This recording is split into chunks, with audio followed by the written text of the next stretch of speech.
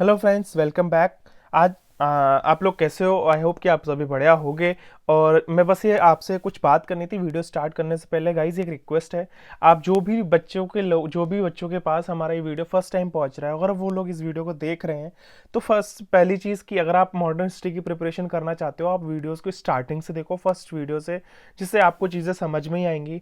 ठीक है। दूसरी बात ये कि अगर आप देख रहे हो और आपको वीडियो पसंद आता है तो लाइक एंड सब्सक्राइब जरूर करिएगा गाइज, क्योंकि मैं चाहता हूँ कि लाइक एंड सब्सक्राइब से क्या होता है, वीडियो की रीच बढ़ती है, जिससे मैं चाहता हूँ ये वीडियोस उन बच्चों तक भी पहुंचे जो लोग फाइनेंशियली वीक होते हैं या फिर जो online and offline platforms afford नहीं कर सकते हैं। तो मैं बस ये चाहता हूँ कि वो लोग भी अपनी पढ़ाई बहुत अच्छे से कर सकें। तो आज की इस वीडियो में मैं बात कर रहा हूँ how did the Maratha empire and, यानी कि मराठा एम्पायर एक इतना ज़्यादा पावरफुल था, लेकिन फिर भी मराठा एम्पायर का एंड कैसे हुआ, मराठा एम्पायर का अंत कैसे हुआ, उस चीज़ के बारे में हम बात करने वाले हैं। देखो, इसमें मैंने आपको बताया था कि नादिर शाह की जो डेथ है वो 1747 में हो गई थी। ठीक है। और मैंने आपको ये भी बताया था कि नादिर शाह का एक कमांडर था अहमद शाह अब्दाली, जिसने नादिर शाह की डेथ के बाद अपना एक खुद का एम्पायर, अपना एक खुद का किंगडम खड़ा किया था, अफगान किंगडम। ठीक है। और फिर क्या हुआ, मैंने आपको बताया था। ठीक है। नादिर शाह के कमांडर थे नादिर शाह के अहमद शाह अब्दाली, जिसने खुद का एम्पायर भी बनाया था। ठीक है। और मैंने अब उसके बाद क्या हुआ, जब उसने खुद का एक एम्पायर बना लिया तो अहमद शाह अब्दाली का भी मोटो यही था, वो भी नादिर शाह की तरह मोहम्मद शाह पर अटैक करने गया। ठीक है। मोहम्मद शाह पर अटैक करने गया, लेकिन और मैंने आपको ये बताया था मोहम्मद शाह का जो टाइम पीरियड था वो 1719 से लेकर 1748 था। इसका मतलब मोहम्मद शाह उस टाइम दिल्ली पर बैठे थे, यानी कि अपनी कुर्सी पर वो बैठे थे, और अहमद शाह अब्दाली गए दिल्ली में मोहम्मद शाह के ऊपर अटैक करने, और मोहम्मद शाह ने नादिर शाह को, सॉरी, अहमद शाह अब्दाली को हरा दिया। यानी कि फर्स्ट वॉर, देखो, नादिर शाह की डेथ के बाद अहमद शाह अब्दाली जो कि कमांडर थे नादिर शाह के, ठीक है, उन्होंने खुद का अपना एम्पायर बनाया था, अफगान किंगडम। और फिर क्या हुआ, अहमद शाह अब्दाली भी नादिर शाह की तरह ही दिल्ली पर मोहम्मद शाह रंगीला के ऊपर अटैक करने गए। ठीक है। लेकिन अहमद शाह अब्दाली ने ना मोहम्मद शाह की ताकत को, मतलब उस लेवल पे नहीं पहचाना, और वो हल्के में ले गए। शाह अब्दाली को, मोहम्मद शाह रंगीला को काफ़ी हल्के में लिया, और वो ऐसे ही चले गए। मतलब ना कोई इतनी अच्छी आर्मी लेकर गए, ना ही कोई स्ट्रेटजी बना कर गए। अहमद शाह गए और सीधा अटैक कर दिया, और इस लापरवाही से या फिर इस छोटे अंडर एस्टिमेट कर दिया मोहम्मद शाह को, और गए और जाकर अटैक किया। और वो फर्स्ट जो वॉर था, यानी कि अहमद शाह का सबसे पहला वॉर था, और वो मोहम्मद शाह से हार कर चले आए। मतलब मोहम्मद शाह ने, इतिहास में ये पहला एक शॉकिंग बात हुई थी कि मोहम्मद शाह रंगीला ने अहमद शाह अब्दाली को हरा दिया, यानी कि फर्स्ट वॉर जो अहमद शाह का था वो हार चुके थे। ये हुआ था उस टाइम पर। ठीक है। और दिस मीन्स अहमद शाह अपना जो फर्स्ट वॉर है वो हार गए मोहम्मद शाह से। ठीक है। और उसके बाद क्या हुआ, अहमद शाह ने अटैक किया, वो हार गए। ठीक है। वो सारी चीजें हो गई कि मोहम्मद शाह ने अहमद शाह को हरा दिया। ठीक है। वो चीज हो गई थी। उसके बाद अहमद शाह गए पंजाब पर, पंजाब के एरिया पर गए 1749 में, और उन्होंने वहां के सूबेदार से, यानी कि पंजाब पर अटैक किया, वहां पर कब्जा किया, और वहां के सूबेदार से कहा कि एक काम करो, आप यहां पर बैठे रहो, लेकिन इसका जो भी पैसा वैसा है, लूट, मतलब वही चीज नादिर शाह की तरह, जो भी लूट है आपके पास, जो भी खजाना है, जो भी पैसा है, दाना पानी है, जो भी है, वो आप सारा मुझे देते रहो। ठीक है। तो अहमद शाह ने वहां के सूबेदार से यही कहा कि अटैक तो किया पंजाब में, पंजाब का जो सूबेदार था उससे ये कह दिया मैंने अटैक कर लिया, मैंने कब्जा कर लिया, लेकिन उसके बाद अब आप तुम बैठे रहो यहाँ पर, लेकिन यहाँ की सारी लूट, सारा धन दौलत सब आप मुझे दे भेजते रहना। ठीक है। फिर क्या हुआ, सूबेदार ने कुछ टाइम तक तो अहमद शाह को वो सारी चीजें दी, यानी कि पैसा दिया, लूट वगैरह जितनी थी वो सारी दी, लेकिन कुछ टाइम बाद सूबेदार अहमद शाह को इग्नोर करना स्टार्ट कर दिया, मतलब सामान लूट हो, पैसा है, वो सब चीजें भेजना बंद कर दिया। और ये बात अहमद शाह को पता चली, तो अहमद शाह जी को भाई साहब बहुत गुस्सा आ गया। ठीक है। अहमद शाह वापस से गए, यानी कि 1749 में अटैक किया था पंजाब पर, और कुछ टाइम तक ये चीजें रहीं, सूबेदार ने पैसा देना बंद कर दिया, यानी सब चीजें बंद कर दी। और जब ये चीज अहमद शाह को पता चली, तो अहमद शाह ने पंजाब पर फिर से अटैक किया 1752 में, यानी कि 1749 में अटैक किया, उसके बाद फिर से जब चीजें गलत हुई तब वो 1752 में फिर से गए और फिर से पंजाब पर अटैक किया।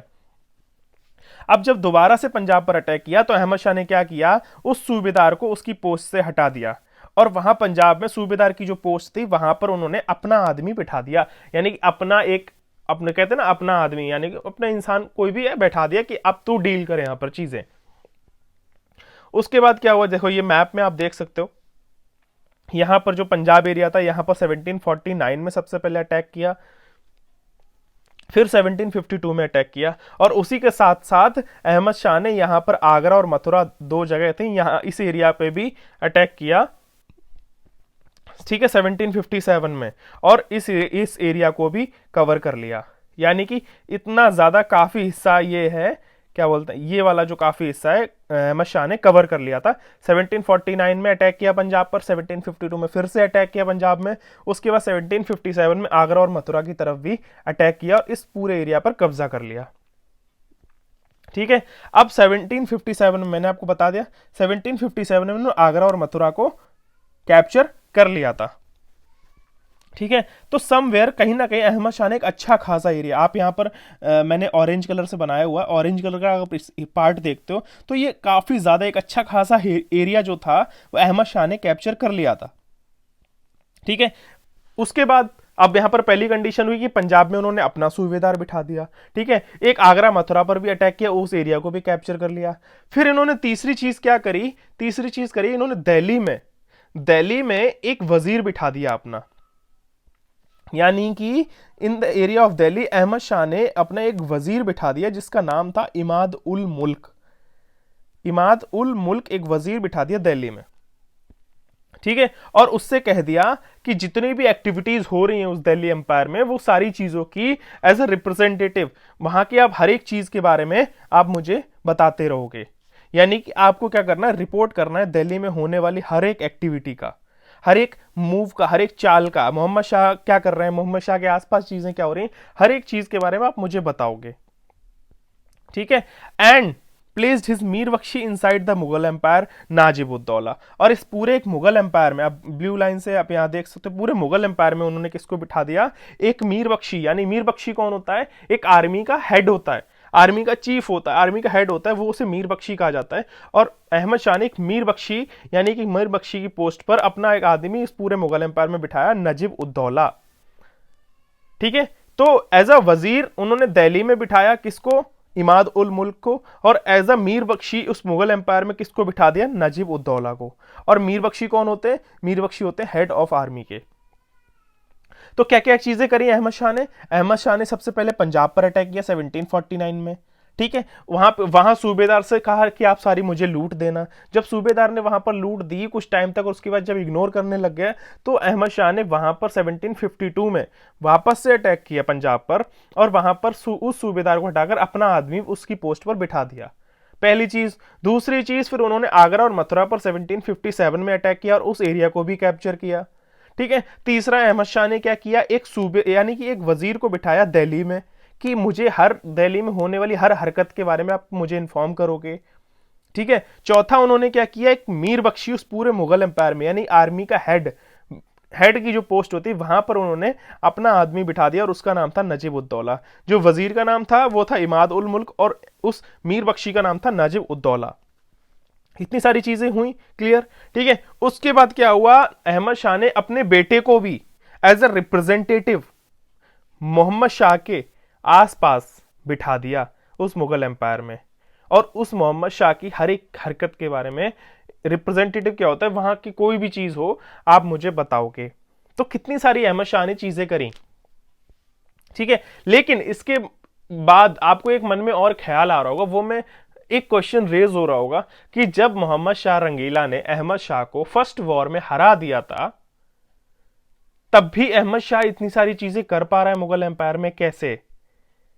उसका रीजन मैं आपको आगे बताऊंगा कि मतलब अहमद शाह मोहम्मद शाह से हार चुके थे फर्स्ट वॉर में, लेकिन फिर भी अहमद शाह पंजाब पर अटैक कर रहा है, आगरा मथुरा को कैप्चर कर रहा है, अपना वजीर बिठा रहा है। ठीक है, मीर बख्शी की पोस्ट पर अपना आदमी बिठा रहा है, अपने बेटे को भी मोहम्मद शाह के एम्पायर में, यानी कि मोहम्मद शाह मुगल एम्पायर में बिठा रहा है। इतनी सारी चीजें कर रहा है जबकि वो वॉर हार गया था, कैसे कर पा रहा है?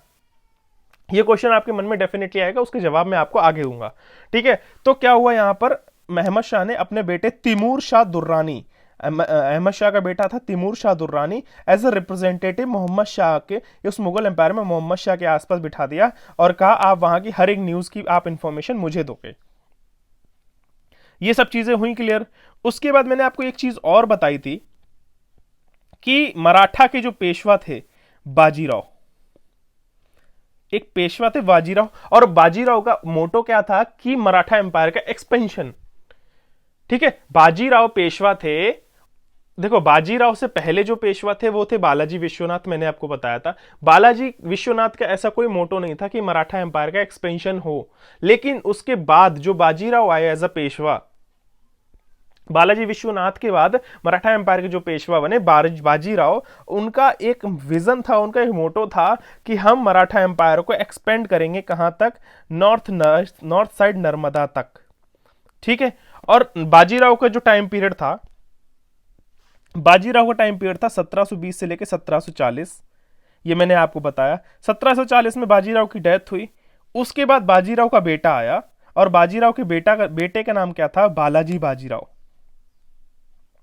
ठीक है, बाजीराव का बेटा आया 1740 में, और 1740 में फिर बाजीराव के बेटे का नाम था बालाजी बाजीराव, और इसका भी जो टाइम पीरियड था, इसका टाइम पीरियड था 1740 से लेकर 1761 तक।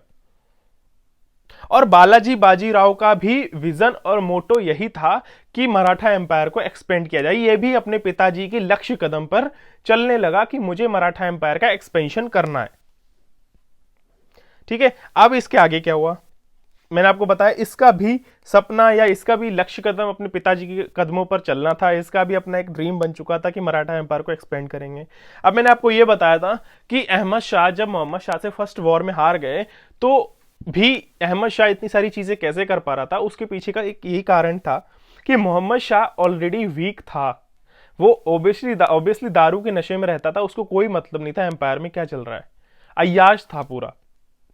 अहमद शाह फर्स्ट वॉर इसलिए हार गए थे क्योंकि वही मैंने आपको बताया था, अहमद शाह ने मोहम्मद शाह को अंडर एस्टिमेट कर लिया था कि ये वैसे ही वीक है, बहुत कमजोर है, और वो बिना स्ट्रेटजी, बिना किसी आर्मी की ट्रेनिंग, बिना किसी टेक्नोलॉजी, बिना किसी हथियार के साथ गए और ऐसे अटैक किया, और जिस वजह से वो उनकी हार मिली थी।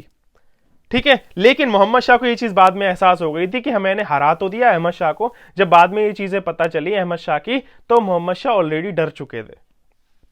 ठीक है, मोहम्मद शाह वीक थे ऑलरेडी। ठीक है, और इस चीज का एडवांटेज उठाया अहमद शाह ने, और अपना वजीर प्लेस कर दिया कहां पर, मुगल एम्पायर में। मैंने आपको बताया फर्स्ट जो वॉर था वो इसलिए हारे थे क्योंकि अहमद शाह ने मोहम्मद शाह को लाइटली ले लिया था, और अपनी आर्मी और बिना किसी स्ट्रेटेजी के साथ जाकर अटैक कर दिया था, जिस वजह से वो हार गए थे। बाद में मोहम्मद शाह को जब ये चीजें पता चली कि अहमद शाह कितना ज्यादा पावरफुल है, कितना ज्यादा स्ट्रांग है, तो फिर मोहम्मद शाह ने उससे दोबारा पंगे लेने की कोशिश नहीं करी। ठीक है, तो ये एक रीजन था, इस वजह से अहमद शाह इतनी सारी चीजें कर पा रहा था।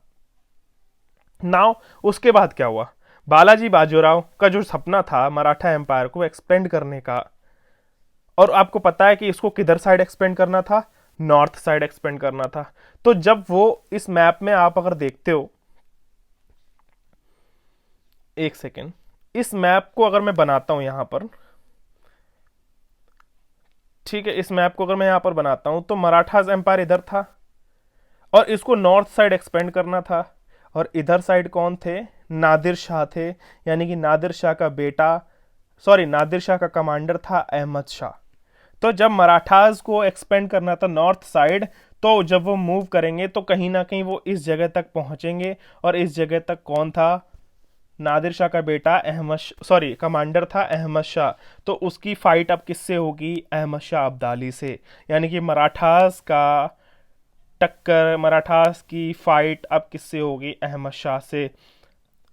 और मराठास का सिर्फ एक ही विजन था, एक ही मोटो था, expansion expansion expansion. Maratha empire का एक्सपेंशन चाहिए था, और उन्हें मूव करना था नॉर्थ साइड। और नॉर्थ साइड कौन बैठा था, अहमद शाह अब्दाली। और अगर वो मूव करेंगे नॉर्थ साइड तो उनकी फाइट किससे होगी, अहमद शाह से होगी, क्योंकि उधर अहमद शाह ने ऑलरेडी पंजाब में अपना सूबेदार बिठाया हुआ था, आगरा और मथुरा को कैप्चर किया हुआ था। ठीक है, दिल्ली में अपना वजीर बिठाया हुआ था।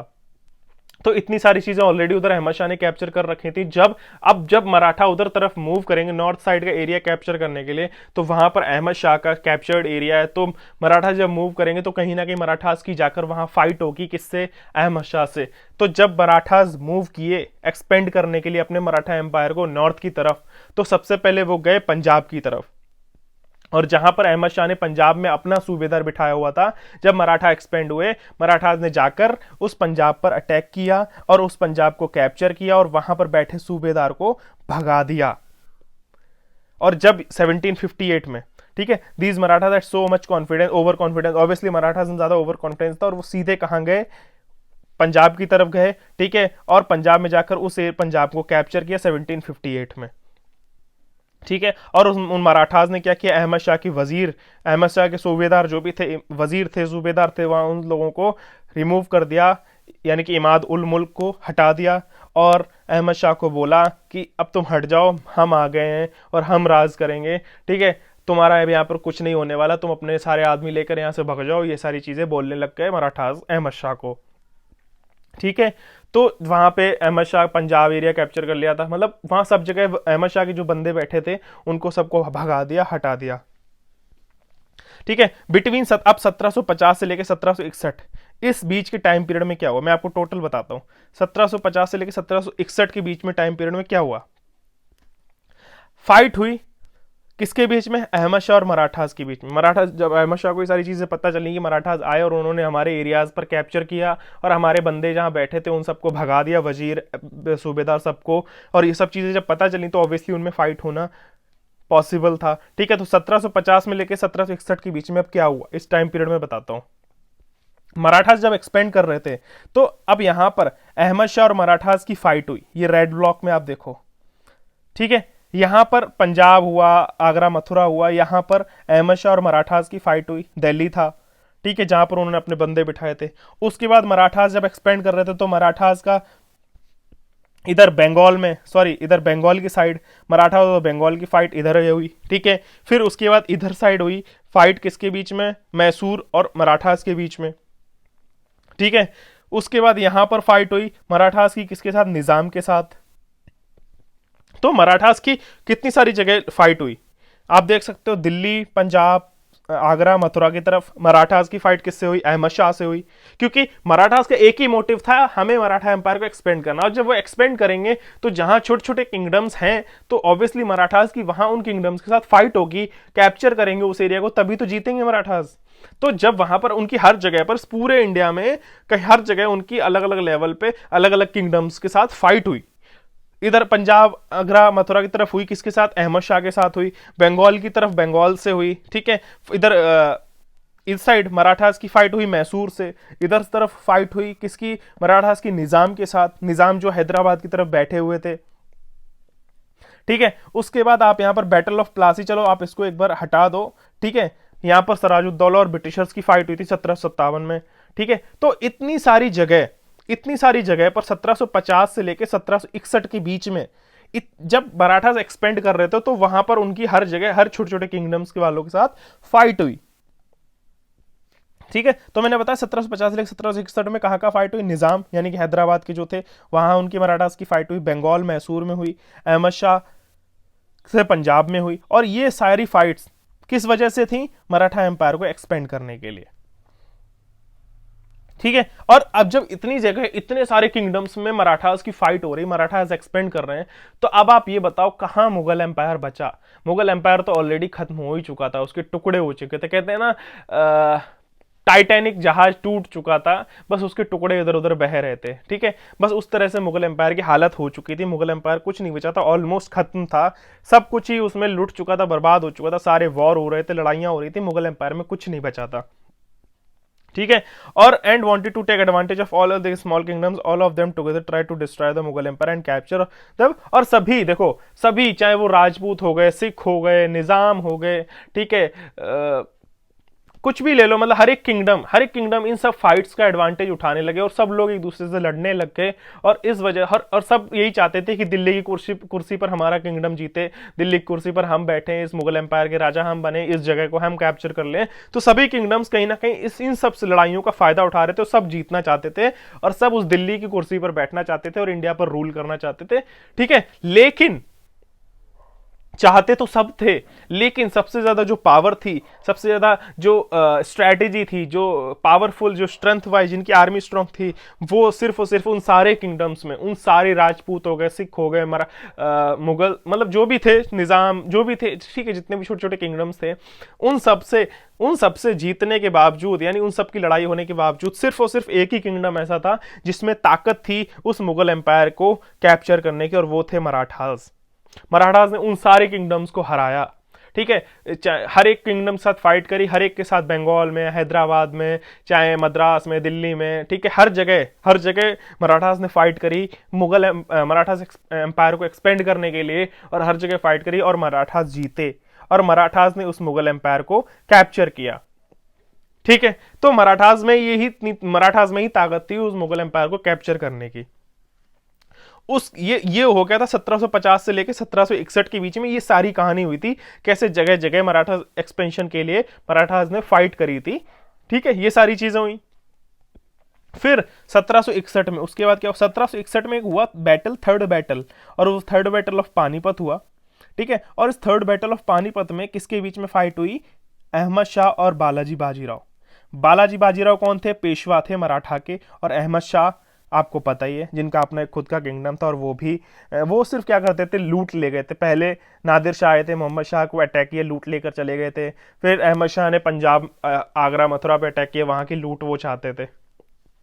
ठीक है, तो फिर जब वहां सब, जैसे मैंने आपको बताया, यहाँ पर 1750 से लेकर 1761 के बीच में इतनी सारी फाइट हुई, सब जीते, लेकिन सब में लड़ाई हुई, लेकिन उसमें जीता कौन, इन दी एंड मराठा एम्पायर जीता था, और मराठा एम्पायर ने उस मुगल एम्पायर को कैप्चर किया था।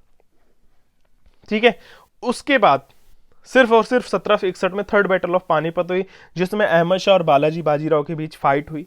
ठीक है, बालाजी बाजीराव का जो टाइम पीरियड था वो 1740 से लेकर 1761 था, और 1761 में क्या हुआ, बालाजी बाजीराव की फाइट हुई किसके साथ, अहमद शाह के साथ।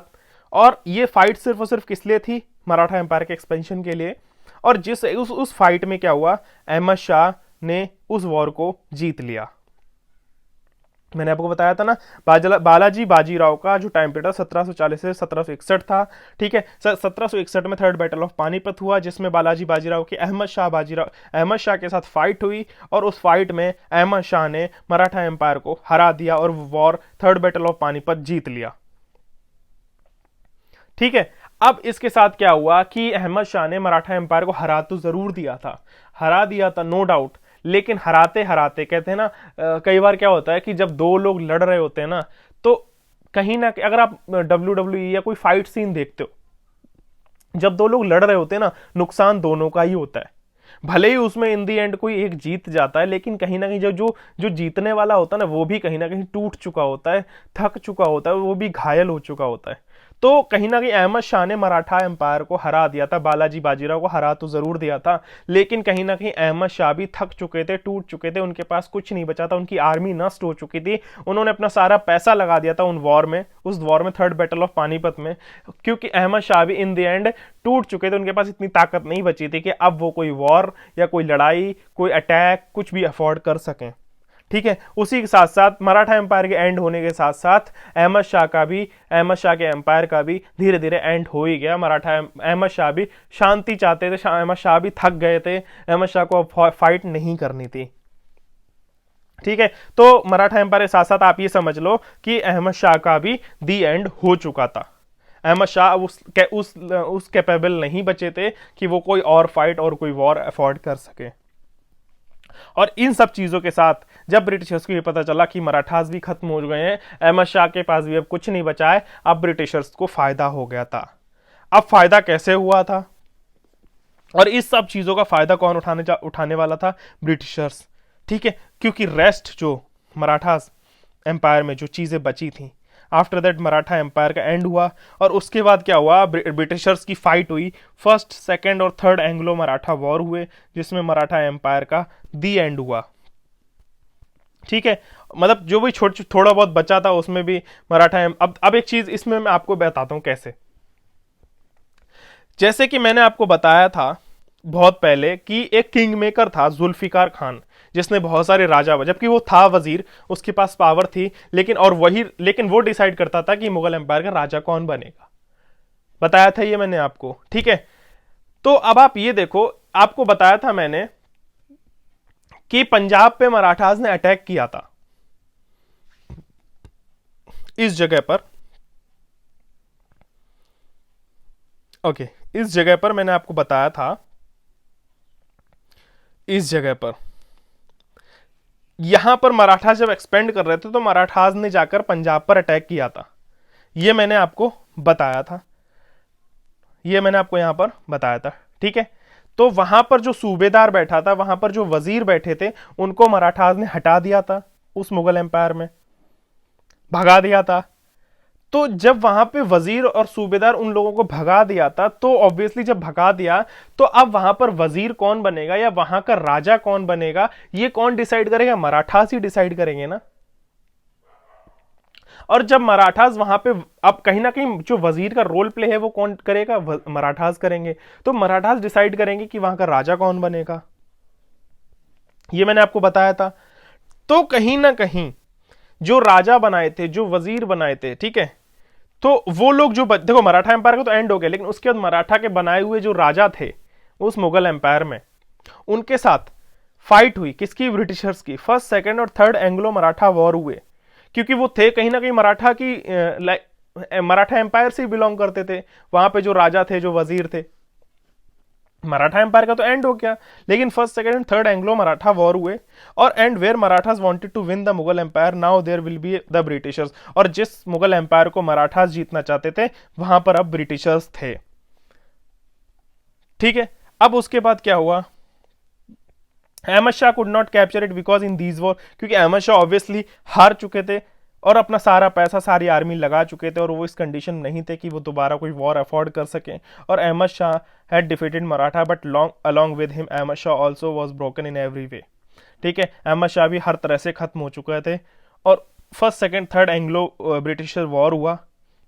ठीक है, एंग्लो मराठा वॉर, जिसमें भी ब्रिटिशर्स जीत गए थे, क्योंकि ब्रिटिशर्स बहुत चालाक थे। ब्रिटिशर्स को पता था ये इतनी पावरफुल शक्तियां थी जो अहमद शाह, मराठास, ये सब भी आपस में लड़ाई कर करके हार गए। देखो, कर तो वो फाइट पहले भी सकते थे मराठास के साथ या अहमद शाह के साथ, लेकिन उन लोगों को पता था ये लोग ज्यादा पावरफुल हैं और कहीं ना कहीं ये लोग मुझे हरा देंगे। तो जब इन लोगों की आपस में लड़ाई हो गई, ये लोग टूट गए, हार गए एक दूसरे से लड़के। उसके बाद जब छोटी छोटी चीजें बची ना, छोटी छोटी पावर्स बची, जो मराठास ने मुगल एम्पायर पर राजा बिठा रखा था अपने वजीर का काम करके, उन सब के साथ ब्रिटिशर्स ने फाइट करी और ब्रिटिशर्स ने उन लोगों को हरा दिया। और इस तरह से मराठा एम्पायर का तो एंड हो गया और अहमद शाह भी उस कैपेबल नहीं बचे कि वो और कोई फाइट अफोर्ड कर सकते थे। और इस तरह से मराठा एम्पायर का दी एंड हुआ और अहमद शाह का भी दी एंड हुआ। और उसके बाद अब रूल कौन करेगा इस पूरे मुगल एम्पायर, इस पूरे इंडिया पर? ब्रिटिशर्स, क्योंकि अब उतनी पावरफुल लोग बचे ही नहीं थे। और इस सब चीज़ों का फायदा कौन उठाने वाला था? ब्रिटिशर्स। और इस तरह से ब्रिटिशर्स का जो राज आया इंडिया में, ब्रिटिशर्स ने रूल करना स्टार्ट किया इंडिया पर। मराठा एम्पायर का आपको एंड पता चल गया किस तरह से हुआ। मराठा एम्पायर का सिर्फ एक ही मोटो था, एक्सपेंड करना, और उस एक्सपेंशन में मराठा एम्पायर ने काफ़ी ज़्यादा फाइट करी, काफ़ी ज़्यादा वॉर हुए। और in the end third battle of Panipat भी हुआ, जिसमें अहमद शाह के साथ फाइट हुई और वहां पर अहमद शाह ने मराठा एम्पायर को हरा दिया था। और उसी के साथ साथ अहमद शाह का भी दी एंड हो गया, क्योंकि वो उनकी उतनी क्षमता नहीं बची थी, चाहे वो आर्मी से हो, चाहे पैसे लेकर हो, फाइनेंशियली हो। वो भी कहीं ना कहीं मराठा एम्पायर के साथ टूट चुके थे।